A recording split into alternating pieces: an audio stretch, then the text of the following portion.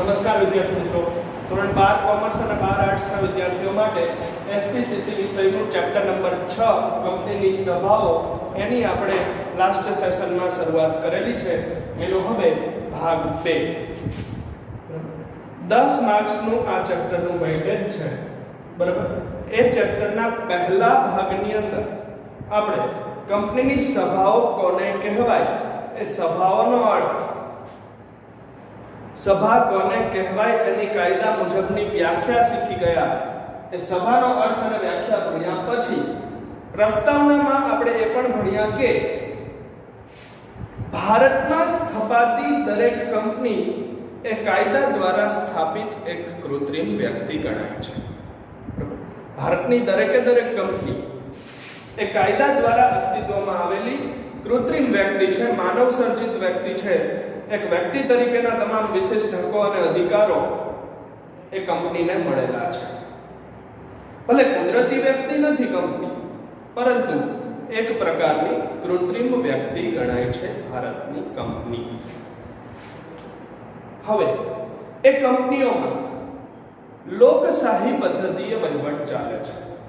લોકશાહી ઢબે એ કંપનીની કામગીરી થાય છે.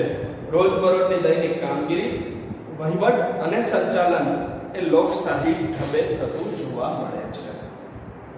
અને એ કંપની વિશેના કોઈ પણ અગત્યના અને મહત્વના નિર્ણયો લેવા માટે એ સભાઓ ભરાય છે. સભા એટલે કે મીટિંગ્સ, અને એ મીટિંગોમાં બહુમતીથી એ કંપની વિશેના અગત્યના અને મહત્વના નિર્ણયો લેવાય છે.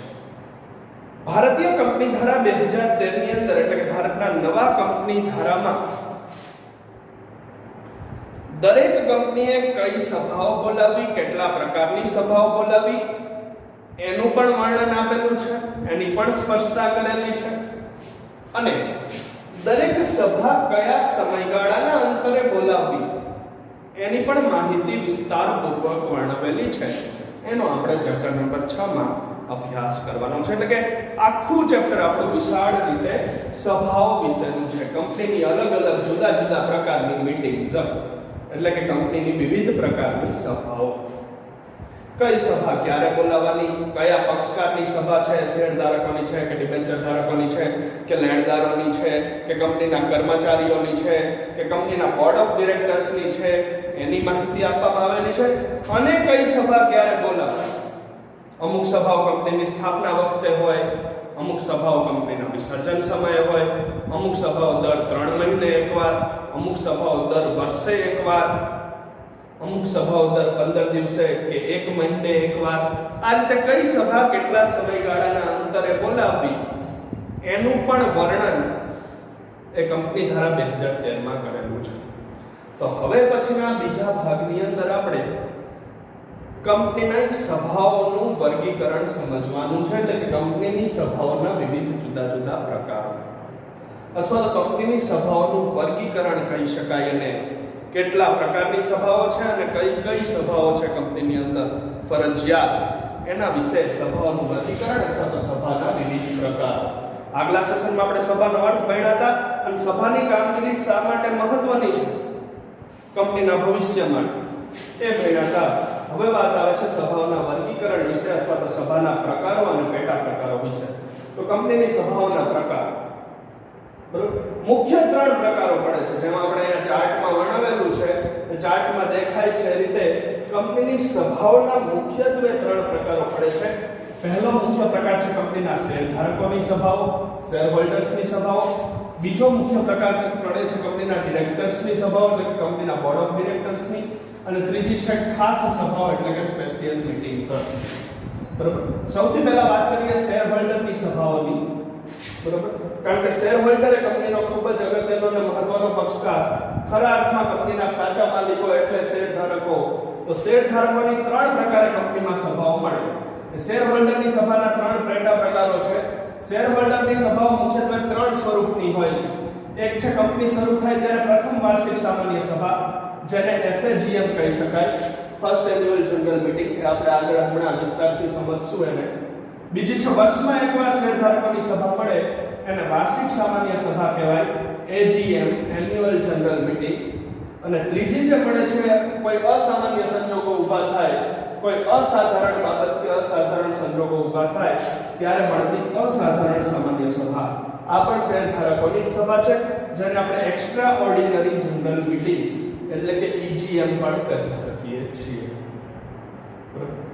બીજો મુખ્ય પ્રકાર પડે છે એ છે ડિરેક્ટર્સની સભાઓ. કંપનીના બોર્ડ ઓફ ડિરેક્ટર્સ, કંપનીના સંચાલક મંડળની સભાઓ. એમાં મુખ્ય બે પેટા પ્રકારો છે. એક છે સંચાલક મંડળની એટલે કે બોર્ડ ઓફ ડિરેક્ટર્સની સભા, અને બીજી છે સંચાલક મંડળે રચેલી જુદી જુદી સમિતિઓ કે કમિટીઓની સભા, જેને આપણે સમિતિ સભા પણ કહી શકીએ. બરાબર. હવે ત્રીજો મુખ્ય પ્રકાર પડે છે કંપનીની સભાઓમાં, એ છે ખાસ સભાઓ. એ ખાસ સભાઓને આપણે સ્પેશિયલ મીટિંગ્સ તરીકે પણ ઓળખી શકીએ. દર વર્ષે કે દર મહિને બોલાવવાની જરૂર નથી. આ સભાઓ ખાસ છે, બરાબર, સ્પેશિયલ છે. કોઈ એવા અસાધારણ અસામાન્ય સ્પેશિયલ સંજોગો ઊભા થાય તો એવા સંજોગોમાં બોલાવવાની જરૂરિયાત ઊભી થાય. તો એક છે જુદા જુદા વર્ગની વર્ગ સભાઓ. કંપનીના લેણદારોનો વર્ગ અલગ, દેવાદારોનો વર્ગ અલગ, કર્મચારીઓ વર્ગ અલગ, એવા જુદા જુદા વર્ગની વર્ગ સભાઓ બોલાવવામાં આવે અને ક્લાસ મીટિંગ્સ કહેવાય છે, વર્ગ સભા. બીજી છે પર્ટિક્યુલર કંપનીના લેણદારોની સભા. કંપનીને કાચો માલ પૂરો પાડતા વેપારીઓ છે, ઉત્પાદકો છે, બરાબર, કંપનીએ લોન લીધી હોય તો એ બેંક છે, કંપનીએ ઉછીની મૂડી મેળવવા માટે ડિબેન્ચર બહાર પાડ્યા હોય તો ડિબેન્ચર ધારકો લેણદારો છે. તો જેટલા પણ કંપનીના લેણદારો છે કે જેને કંપનીને ઉછીના નાણાંનું ધિરાણ કરેલું છે એવા લેણદારોની સભા બોલાવવામાં આવે. અને ત્રીજી છે કંપનીના વિસર્જન સમયની સભાઓ, કે જ્યારે કોઈ પણ કંપનીનું અસ્તિત્વ કાયદાકીય રીતે મટી જાય, કાયદાકીય રીતે જ્યારે કોઈ પણ કંપનીને બંધ કરવામાં આવે, એનું વિસર્જન કરવામાં આવે, વાઇન્ડ અપ એનો સંકેલો કરવામાં આવે, કંપનીનો ધંધો સમેટી દેવાનો હોય ત્યારે કંપનીના વિસર્જન સમયે પણ કેટલીક સભાઓ બોલાવવામાં આવે છે અને ત્યાર પછી વિસર્જનનો નિર્ણય લઈ અને આગળ વધવામાં આવે છે. તો આ વિસર્જન સમયની કેટલીક સભાઓ. મુખ્ય પ્રકારો 3: શેર હોલ્ડરોની, બોર્ડ ઓફ ડિરેક્ટર્સની અને ખાસ સભાઓ. અને એની અંદર દરેકમાં જુદા જુદા પેટા પ્રકારો છે. તો આટલી ટોટલ 3 ને 2 5 ને 3 8 સભાઓ આપણે આ ચેપ્ટરમાં વિગતવાર ભણવાની છે પછી એક. બરાબર. સૌથી પહેલા વાત કરીશું શેર હોલ્ડર્સની સભાઓની. બરાબર. કારણ કે કંપનીના શેરધારકો એ કંપનીના સાચા માલિકો ગણાય છે. ખરા અર્થમાં જો કંપનીના માલિકો કહેવા હોય, સાચા અર્થમાં જો કંપનીના માલિકો ગણવા હોય તો ઇક્વિટી શેરધારકો છે. આપણે આગલા સેશનમાં પણ ભણી ગયા કે કંપનીના માલિકી અને સંચાલનમાં વિવિધતા જોવા મળે છે. માલિકો અને સંચાલકો બંને એક નથી, બંનેમાં સમાનતા નથી, બંનેમાં ઐક્ય નથી, બંને ભિન્ન ભિન્ન છે, બંને જુદા જુદા છે. માલિકી અને સંચાલનમાં વિવિધતા જોવા મળે છે. જે માલિકો છે એ સંચાલન કરતા નથી અને જે સંચાલન કરે છે એ માલિક ગણાતા નથી. એ માલિકી અને સંચાલનમાં વિવિધતા છે એટલે માલિકો છે એ શેરધારકો છે. ખરા અર્થમાં કંપનીના ઇક્વિટી શેર ખરીદનાર, ઇક્વિટી શેર ધારણ કરનાર ઇક્વિટી શેરધારકો એ કંપનીના સાચા માલિકો ગણાય છે. એટલે એ શેર હોલ્ડરોની જે સભાઓનો ભાગ છે, આ શેર હોલ્ડર્સની સભાઓનો જે ભાગ છે, શેર હોલ્ડર્સની જે 3 સભાઓ છે, આ શેર હોલ્ડર્સની 3 સભાઓ એ વિશેષ અગત્યની અને વિશેષ મહત્વની ગણાય છે. કારણ કે શેર હોલ્ડરોને જ કંપનીને લગતા મહત્વના અને અગત્યના નિર્ણયો લેવાના હોય છે. હવે આપણે શેર હોલ્ડરની દરેક પેટા સભા એટલે કે FAGM, AGM અને EGM વિશે સમજવાનું છે. શરૂઆત કરીશું પ્રથમ વાર્ષિક સામાન્ય સભા એટલે કે FAGM થી. કંપનીની સભાઓમાં આપણે મુખ્ય 3 પ્રકારો અને સભાઓના પેટા પ્રકારોનો ચાર્ટ જોયો. હવે મુખ્ય 3 પ્રકારોમાં આપણે ભણી ગયા કે શેર હોલ્ડર્સની સભાઓ એ કંપની માટે વિશેષ મહત્વની અને વિશેષ અગત્યની છે. કારણ કે શેર હોલ્ડરો એ ખરા અર્થમાં કંપનીના માલિકો છે. બરાબર. સાચા અર્થમાં જાહેર કંપનીના માલિકો ગણવા હોય, ખરા અર્થમાં જો કંપનીના માલિકો કહેવા હોય તો ઇક્વિટી શેરધારકોને જ ગણી શકાય. એટલે કે ઇક્વિટી શેરધારકો એ ખરા અર્થમાં કંપનીના માલિકો ગણાય છે. અને એ શેર હોલ્ડરોની સભાઓ વિશેષ મહત્વની છે. હવે ભારતીય કંપની ધારા 2013 ની અંદર એટલે કે ભારતના નવા કંપની ધારાની અંદર શેર હોલ્ડરોની સભાઓના 3 પેટા પ્રકારો પાડવામાં આવ્યા છે. બરાબર. શેર હોલ્ડરોની આખા વર્ષ દરમિયાન અથવા તો કંપનીના સમગ્ર અસ્તિત્વ કાળ દરમિયાન જેટલી શેર હોલ્ડરોની સભાઓ મળે છે એ શેર હોલ્ડરોની સભાઓના 3 પેટા પ્રકારો પાડવામાં આવ્યા છે. એમાં પહેલો પેટા પ્રકાર છે પ્રથમ વાર્ષિક સામાન્ય સભા, જેને FAGM કહી શકાય. FAGM, બરાબર. એટલે પ્રથમ વાર્ષિક સામાન્ય સભાને FAGM એટલે કે ફર્સ્ટ એન્યુઅલ જનરલ મીટિંગ તરીકે પણ ઓળખવામાં આવે છે. હવે આ દરેક સભાની અંદર એક તો આપણે એનું શોર્ટ ફોર્મ, ફૂલ ફોર્મ એટલે કે અંગ્રેજી ગુજરાતી નામ પૂર્ણ અને સંક્ષિપ્ત એ યાદ રાખવાનું છે. આ ઉપરાંત દરેક સભાનો સમયગાળો યાદ રાખવાનો છે. કોઈ સભા છે એ માત્ર કંપની સ્થપાય ત્યારે એક વખત, કોઈ સભા છે એ વર્ષમાં એક વખત વાર્ષિક, કોઈ સભા છે એ અંતમાં વિસર્જન વખતે, એટલે કઈ સભા ક્યારે બોલાવવાની છે એનો સમયગાળો પણ યાદ રાખવાનો અને કયા પ્રકારની કંપનીને આ સભા લાગુ પડે છે. અમુક સભા છે જાહેર કંપનીઓ માટે છે, અમુક સભા છે જાહેર અને ખાનગી બંને પ્રકારની કંપનીઓ લાગુ પડે છે.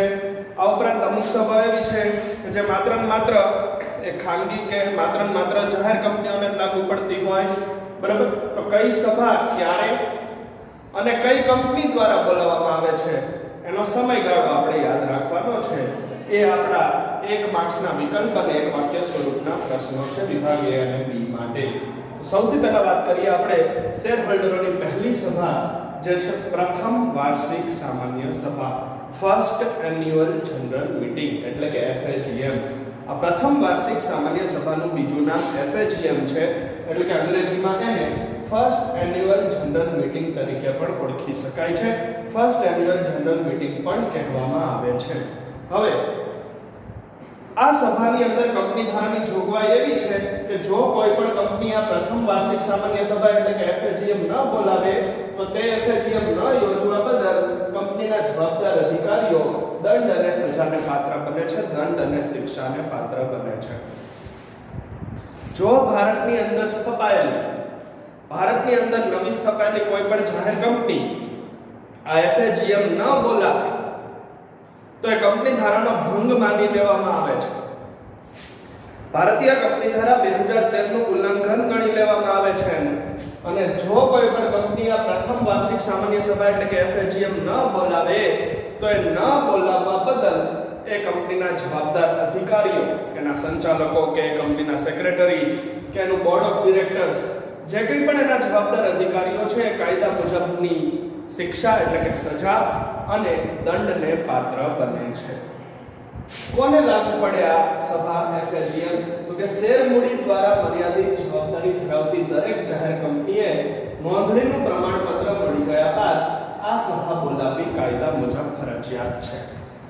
ભારતની અંદરની જે કંપનીઓ શેર મૂડીથી મર્યાદિત જવાબદારી ધરાવે છે, બરાબર, એને આ FAGM બોલાવવી ફરજિયાત છે.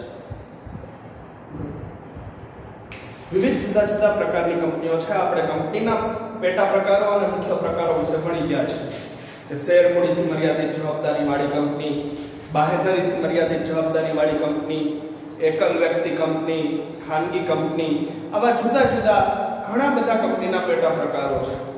આવેદનપત્ર અને નિયમનપત્રના ચેપ્ટરની અંદર એ દરેક પ્રકાર વિશે વિસ્તૃતથી આપણે ભણી ગયા, બરાબર. તો અહીંયા વાત આવે છે ભારતની એવી કંપનીઓ, કેવી તો કે જેની જવાબદારી શેર મૂડીથી મર્યાદિત છે. એટલે કે કંપનીના વિસર્જનના સંજોગોમાં એના દરેક સભ્યોની જવાબદારી, દરેક શેરધારકોની જવાબદારી કેટલી? તો કે એમને શેરમાં રોકેલી રકમ પૂરતી જ મર્યાદિત. એનાથી વધારે કંપનીને કોઈ પણ નુકસાન ગયું હોય તો પોતાની અંગત મિલકતો વેચી અને શેરધારકોએ નુકસાન ભરપાઈ કરવાનું નથી. એમની જવાબદારી માત્ર ને માત્ર એમણે ખરીદેલા, એમણે ધારણ કરેલા શેરની રકમ પૂરતી જ મર્યાદિત છે, બરાબર.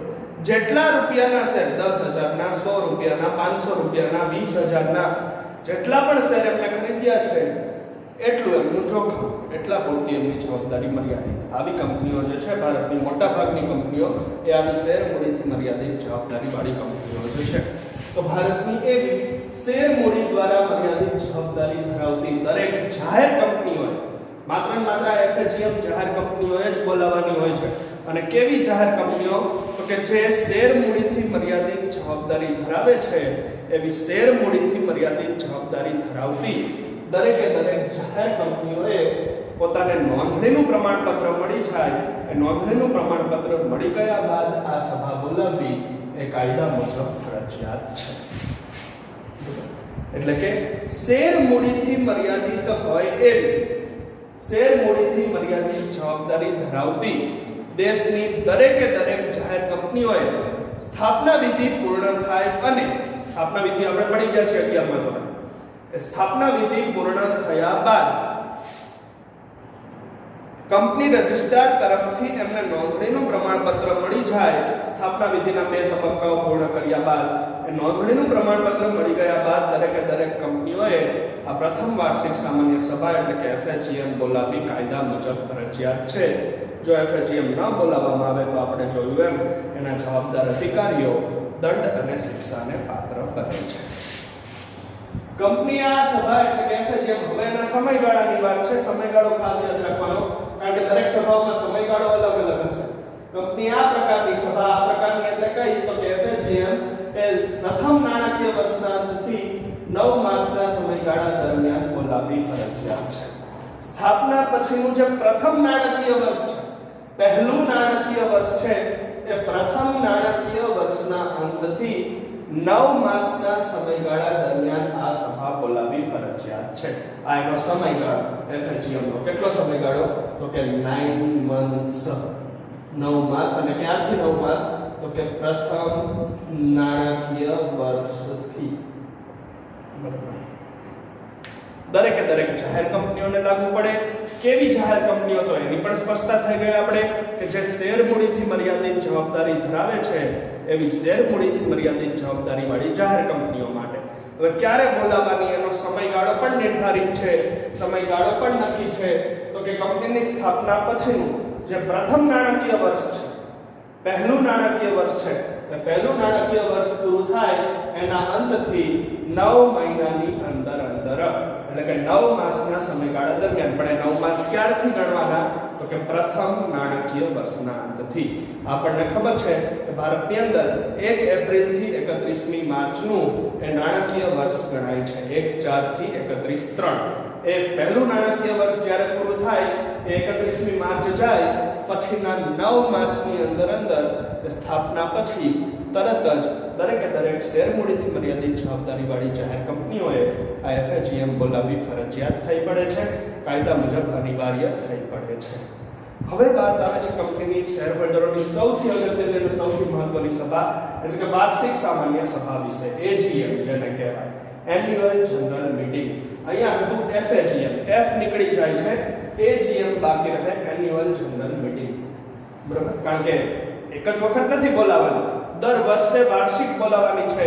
દરેક નાણાકીય વર્ષના અંતે બોલાવવાની છે એટલે એને એન્યુઅલ જનરલ મીટિંગ એટલે કે AGM તરીકે ઓળખી શકાય.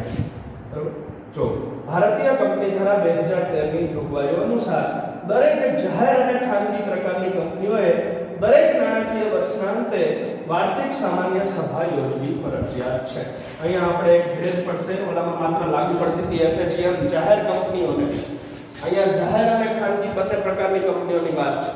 બરાબર? તો કે ભારતના નવા કંપની ધારામાં જણાવ્યા પ્રમાણે ભારતના નવા કંપની ધારામાં દર્શાવ્યા મુજબ કે ભારતીય કંપની ધારા 2013 ની જોગવાઈ મુજબ દેશની દરેકે દરેક જાહેર અને ખાનગી કંપનીઓએ બરાબર દરેક પ્રકારની શેર મૂડીથી મર્યાદિત જવાબદારી હોય તો ભલે, બાંયધરીથી મર્યાદિત જવાબદારી વાળી હોય તો પણ ભલે, અમર્યાદિત જવાબદારી વાળી કંપની હોય તો પણ ભલે, એ દરેકે દરેક પ્રકારની જાહેર અને ખાનગી, જાહેર પ્લસ ખાનગી બંને કંપનીઓએ દર નાણાકીય વર્ષના અંતે દરેક નાણાકીય વર્ષ 1 એપ્રિલ થી 31મી માર્ચનું જે એક નાણાકીય વર્ષ પૂરું થાય એટલે દર નાણાકીય વર્ષના અંતે આ AGM એટલે કે વાર્ષિક સામાન્ય સભા યોજવી ફરજિયાત છે.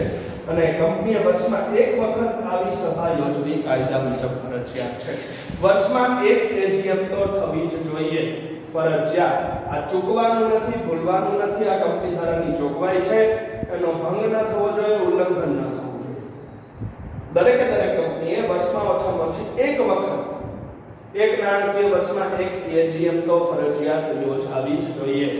વર્ષમાં એક વખત એજીએમ બોલાવવી એ કાયદાની દ્રષ્ટિએ ફરજિયાત થઈ પડે છે, અનિવાર્ય થઈ પડે છે. વર્ષમાં એક એજીએમ કમ્પલસરી. હવે વાત આવે છે બે એજીએમ ભરવાની થાય તો એની વચ્ચે કેટલા સમયનો ગાળો રાખવો.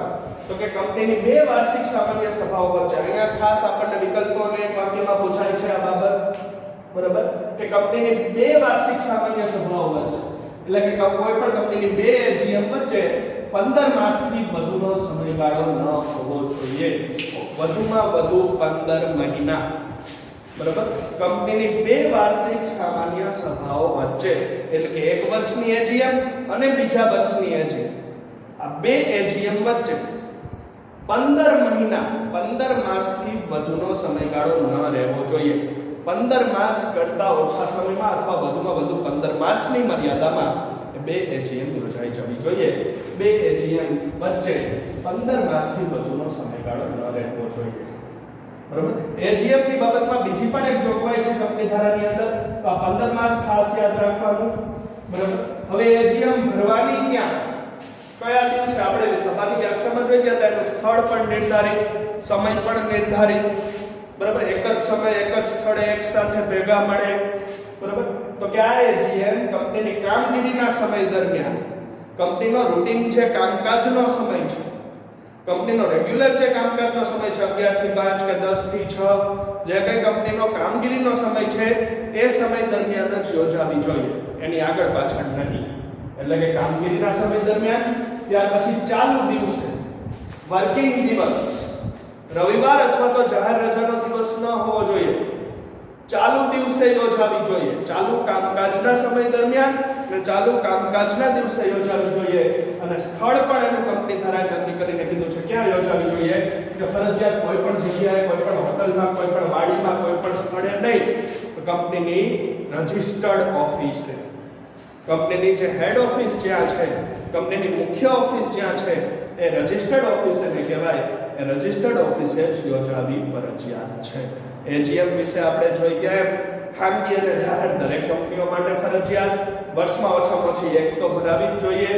ત્યાર પછી આપણે સમયગાળા વિશે જોયું, તો કે બે એજીએમ વચ્ચે વધુમાં વધુ 15 માસ, એના કરતા 15 માસ કરતા વધુનો સમયગાળો ન રહેવો જોઈએ. ત્યાર પછી ક્યાં યોજવાની, તો કે રજિસ્ટર્ડ ઓફિસે ફરજિયાત. ક્યારે યોજવાની, તો કે કામકાજના ચાલુ દિવસે, જેમાં પણ રવિવાર કે જાહેર રજાનો દિવસ ન હોવો જોઈએ. અને રૂટીન કામગીરીના સમય દરમિયાન, રેગ્યુલર કંપનીનો જે કામકાજનો સમય છે એ કામગીરીના સમય દરમિયાન જ યોજાવી જોઈએ. હવે એજીએમ ભરાય તેમાં કાર્યો કયા કયા થાય છે, તો કે કંપનીના કોઈ સંચાલક વારા પ્રમાણે નિવૃત્ત થતા હોય, અથવા રાજીનામું આપીને નિવૃત્ત થતા હોય, કે અવસાન થયું હોય, જગ્યા ખાલી પડી હોય, એવા નિવૃત્ત થયેલા સંચાલકના સ્થાને નવા સંચાલક, નવા ડિરેક્ટરની ચૂંટણી કરવાની કામગીરી એજીએમમાં થાય છે. એજીએમ ભરાય તો એમાં કાર્યો કયા કયા થાય છે, તો મુખ્યત્વે આવા 3-4 પ્રકારના કાર્યો એજીએમમાં થાય છે. એટલા માટે એજીએમ બીજી સભાઓ કરતા વિશેષ મહત્વની છે. કોઈ પણ નવા ડિરેક્ટરની ચૂંટણી એજીએમમાં થાય જો જૂનાનું સ્થાન ખાલી પડ્યું હોય તો.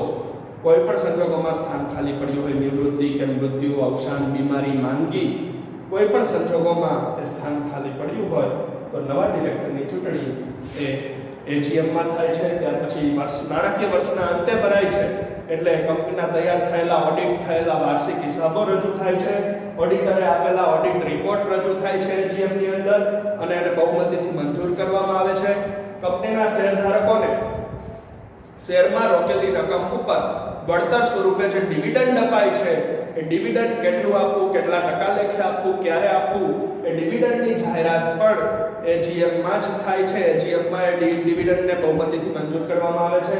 અને કંપનીના વાર્ષિક હિસાબોની ચકાસણી માટે, કંપનીના વાર્ષિક હિસાબો ચેક કરવા માટે ઓડિટરની નિમણૂક પણ આ એજીએમમાં થાય છે. અને ઓડિટરને કેટલું મહેનતાણું આપવું, એ મહેનતાણાની ઓડિટરની રકમ પણ એ આ એજીએમમાં જ નક્કી થાય છે.